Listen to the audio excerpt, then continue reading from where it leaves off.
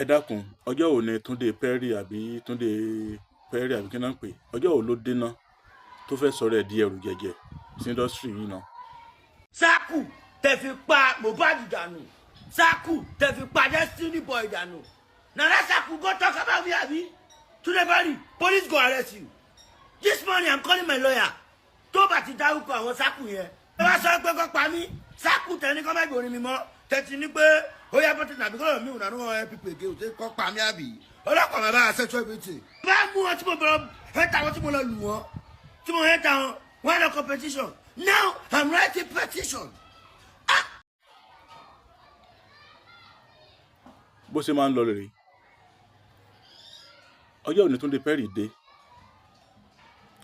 ọjọ́ òní ló dá Ọlámídé mọ̀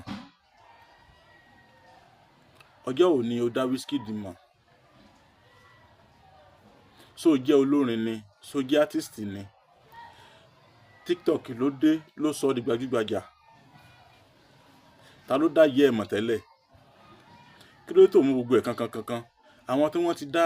Ọlámídé Bàdó mọ̀ láti ìgbà tán ti jọ wà láyé wá ńkọ́ àwọn tó ti dá Ọlámídé mọ̀ láti ìgbà tí ó ti bẹ̀rẹ̀ gbèsè ayé ẹ̀kọ́ kí wá nìkan ṣe kán kún torí ẹ̀ ni so fẹ́ nífẹ̀ẹ́ Ọlámídé ju àwọn tí wọ́n jọ wà láti ilẹ̀ lọ ni àbí wà nífẹ̀ẹ́ Ọlámídé ju àwọn fámìlì ẹ̀ lọ kí ni Portable ṣe fún ẹ kí ló ń ṣẹlẹ̀ gan-an ó dẹ̀ fẹ́ da indọ́sírì rú ó sàn pariwo kí ni ó fẹ́ sọ̀rọ̀ ẹ̀dẹ̀rù jẹjẹ sí ayé ẹ̀ fẹ́ bàjẹ́ ni ẹ̀yin tẹ́ bá dá Túndé Perry mọ̀ ẹ bá sọ̀rọ̀ kí ni tiẹ̀ àti Portable tó bá tẹ̀ máa nífẹ̀ẹ́ Ọlámídé kí ló dé tí nísìnyí òun bá débi pé ẹ fẹ́ máa threaten ẹ̀ sí kí Ọlámídé ṣé kó sọ̀rọ̀ ẹ̀dọ́ Ọlọ́run fún Portable ni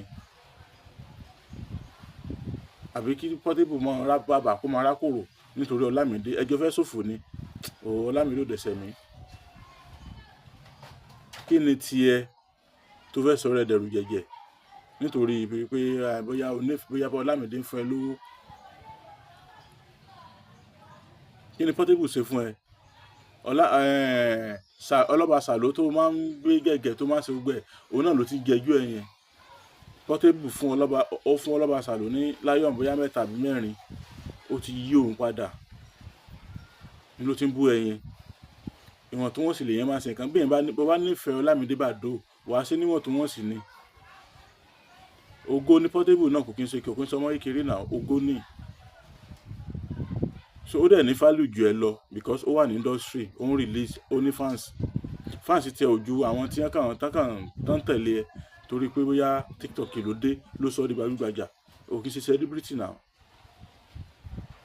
ẹ lọ́ bá lọ sí ìlú Ọ̀yọ́ lọ́dọ̀ bàbá mi Fábùkọ́lá Ifáglórí Àtàndá olórí àbọ̀là bóyá ẹ fẹ́ bọrí ẹ fẹ́ bọfá iṣẹ́ yín lọ dédé ọjà yín ò yá ẹ̀yin náà kàn sọ́dọ̀ bàbá yìí wọ́n wà ní ìlú péjú wa Sábó nílùú Ọ̀yọ́ Aláàfin ibi pàṣẹ kìlọ́mọ́dẹ̀ ọmọ Àtìbà nǹkan gbọ́dọ̀ sí Portable o bí nǹkan ṣe Mohbad nǹkan gbọ́dọ̀ sí Portable o àgbé Portable lé Túndé Perry lọ́wọ́ bí nǹkan bá fi lè ṣe ó máa dáhùn fún un. àṣeyẹ lálákọ̀ máa ń ṣe fún ilé ẹ bá ṣàṣe lágbára Ọlọ́run bá o lágbára Ọlọ́run bá Ifábùkọ́lá Ifá mi bàbá mi kẹpẹ.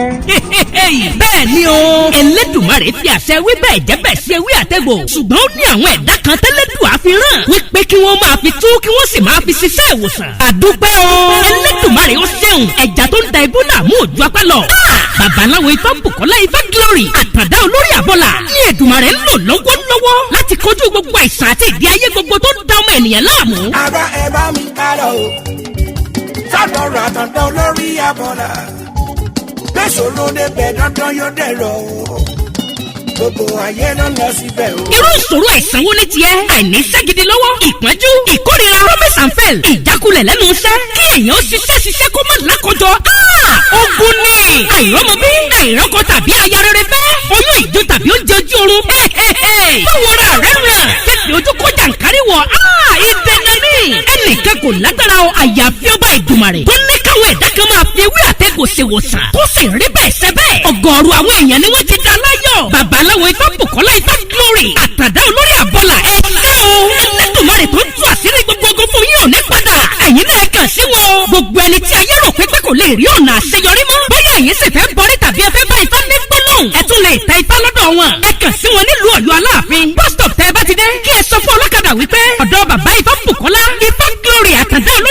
lẹ́ ń lọ. wọ́n wà ní ìlú péjú 1 sábò ọ̀yọ́ aláàfin. telephone 0803-834-8630 tàbí 0705-288-8104. ọ̀kàràkàn yìí ná ifá gbáyé lọ ìrí òkè gbogbo wa.